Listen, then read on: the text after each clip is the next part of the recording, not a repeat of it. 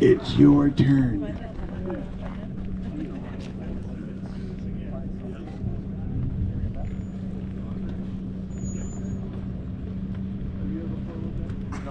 All right, well, I guess I get to do it again. Some of you are going and some of you are not going. So today I added a little flavor. I brought the map, so if you want to see where we're going, you can always come over afterwards and see where we're going. So we'll be leaving, lining up, starting at 8 o'clock tomorrow morning, and I'll be right across from the tent over there, and everybody line up behind me, and then we'll start off and have a wonderful day, and we'll be back in time for happy hour tomorrow afternoon.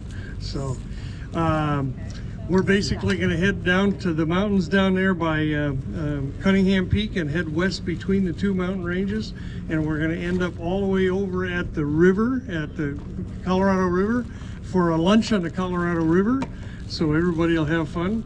A lot of people have asked and been concerned about getting Arizona pinstriping on their car, and I don't think that's much of a worry on this particular trip. There, you might have a creosote bush here and there, but they don't leave much of a mark.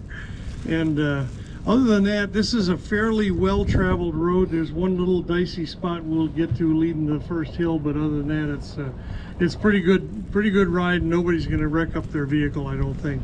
Nice if you have four-wheel drive. If you don't, a little more questionable, but I think you'd still make it on this trip. So should be a fun day. Set your radios ahead of time, please, ahead of time, to 146.60 simplex. Make sure you turn your offset off, and it's really nice if you all do it ahead of time, because we always end up with a few people trying to get it lined up and working in the morning, and that always is threatening to delay us. But I try to leave right at 9 o'clock, and we'll head out of here, head right over this way to the paved road and out that way and off into the dirt almost immediately. So should be a beautiful day. The forecast is for a clear sunny day just like today, with a high around 71, 72. So should be a real nice day, and I think that's about it. Bring your lunch. We're going to eat over at the river, and let's see. I think I about covered it. Anybody got some questions? Go ahead. I guess I've said it so many times, you all got it drilled into your heads now. All right. That was a good one. See you tomorrow. Thank you, Frank. And don't forget to bring a chair if you want to sit to eat lunch. Yes. And bring plenty of water with you, because it's be warm out there and dry. Yeah, no porta potties out there. Javi, K6TNT, are you here? Javi? He's still coming down. Oh, he went up today? Okay, no Javi. Is there anybody here from the Arizona Near Space Research Group? And that will be Clayton. Okay, Friday they'll be giving a talk on the balloon they're going to be launching Saturday. And what they do is they launch the balloon, it goes up. I think last year it did about 90,000 feet. And it bursts, and then it floats down with the parachute with all its radio equipment, APRS and all that. And then they go out and chase it down and bring it back. Tony, are you here for the bunny hunt?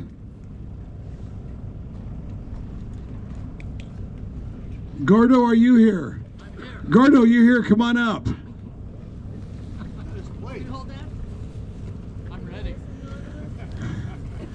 Maybe you could talk a little bit about your quartz gathering today, and who had the best quartz rock. All right, thanks, Chris. Well, I'm happy to report it was a success. We didn't know if doing a seminar that was non-radio would be real well accepted. It was overwhelming. We had over 40, and we had the best pieces of quartz crystal you've ever seen that came right from here.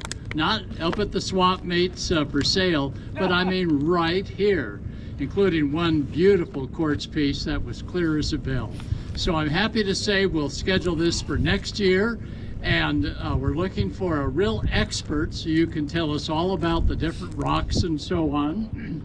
We were advised by one gentleman that we should put the rocks back because this is BLM and that would be mining. So I took that under consideration, and we had a great time. So if you're interested in rocks, boy, we're sitting right on them.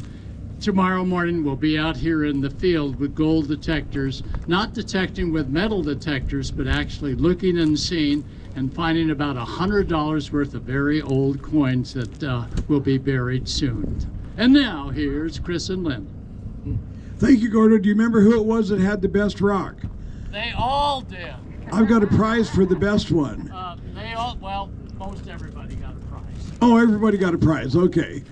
Then I'll keep the jelly for another raffle. Thank you, Gordo.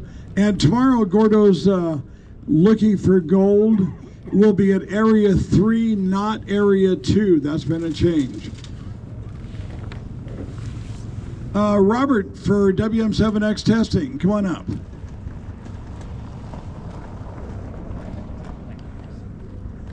Hi, I'm Robert, one of the co-owners of WM7X Testing. We had a pretty good day today. We did 3 in-person exams.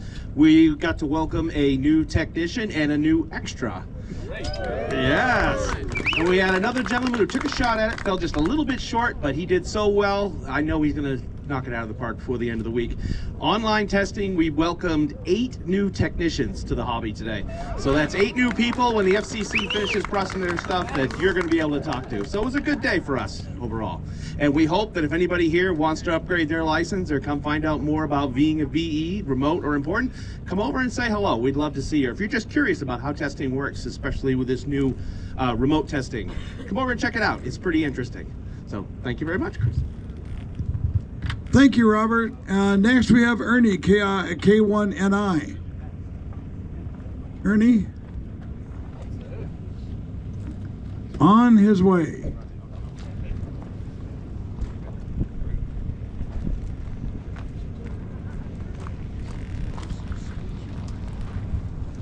Okay, Ernie, K1NI from the great state of Maine.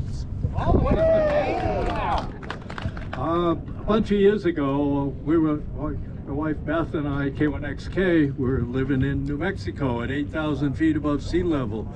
And we began doing experiments, all kinds of different types of antennas and equipment. And I'd like to share that with you tomorrow at 10:30.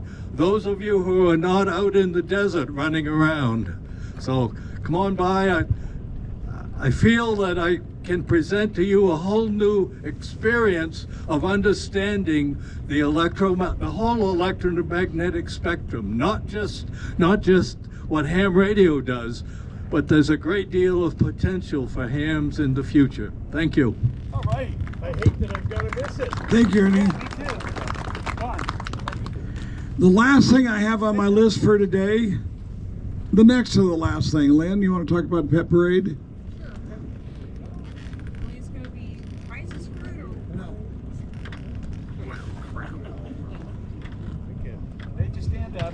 Okay, as Chris mentioned, the pet parade. After the potluck finishes, it'll be what, 6? About 5 o'clock.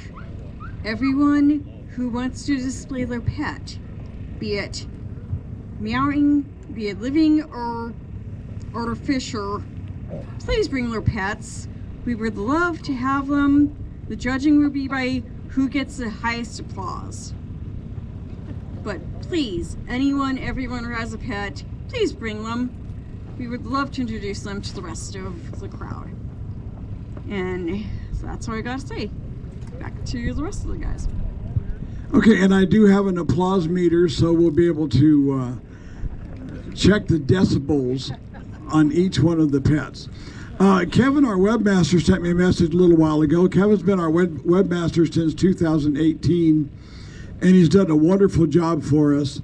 He said in the last 30 days, there have been 8,000 visits to our website, our quartzfest.org website.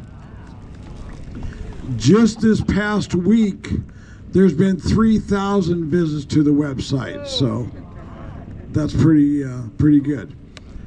How many of you are hungry? How many of you brought your plates and utensils? Let's go eat.